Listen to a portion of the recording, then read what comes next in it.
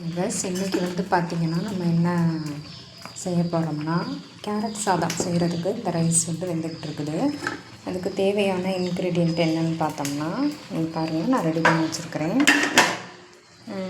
என்னென்ன தேவைன்னா கேரட்டு துருவுனது, கொஞ்சம் மிளகாத்தூள், மஞ்சத்தூள், கரம் மசாலாத்தூள் அல்லது பிரியாணி பவுட்ரு, அப்புறம் நான் வெங்காயம், இஞ்சி, பூண்டு இடித்து வச்சுருக்கிறேன் தாளிப்புக்கு.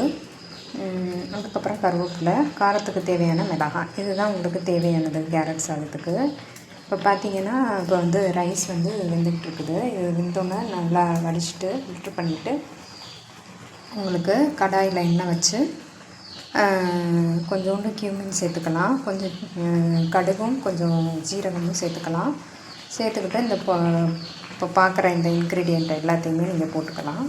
நான் ஒரு கேரட்டு தான் எடுத்துருக்கிறேன். உங்களுக்கு எத்தனை கேரட்டு தேவையோ அதுக்கேற்ற மாதிரி உங்கள் ஃபேமிலிக்கு ஏற்ற மாதிரி நீங்கள் எடுத்துக்கலாம். ஒரு நேரத்துக்கு செய்கிறதுனால எனக்கு ஒரு கேரட் போதும். என் ஃபேமிலிக்கு ஏற்ற மாதிரி நான் எடுத்துருக்கிறேன். இப்போ பாருங்கள், இது எல்லாத்தையும் நீங்கள் ரெடி பண்ணிக்கோங்க. ரெடி பண்ணிக்கிட்டு ப்ளஸ் உங்களுக்கு கடாயில் எண்ணெய் ஊற்றி காஞ்சதும் கொஞ்சம் ஜீரகம் போட்டு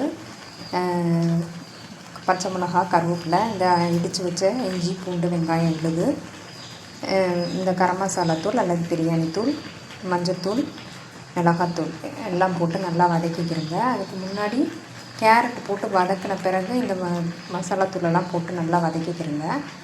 வதக்கிட்டு ஃபைனலாக இந்த வடித்து வச்ச சாதம் நல்லா கேரட் வெந்த பிறகு ஃபைனலாக இந்த வடித்து வச்ச சாதத்தை எடுத்து அது மேலே போட்டுருங்க.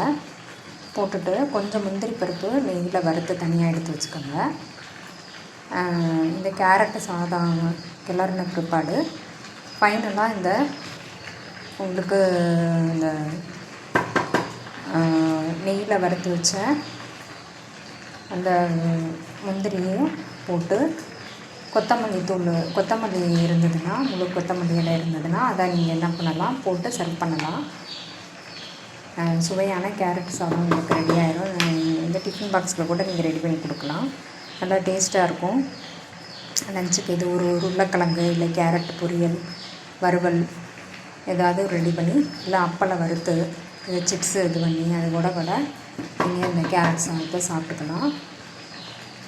ஒரு கூட்டு பொரியல் அந்த மாதிரி உருளைக்கிழங்கு வறுவலோ இல்லை ஒரு கேரட் வறுவலோ இல்லை ஒரு பட்டாணி பிரட்டல் எது வேணாலும் உங்களுக்கு அது இந்த கேரட் சாதத்துக்கு மேட்சாக இருக்கும்.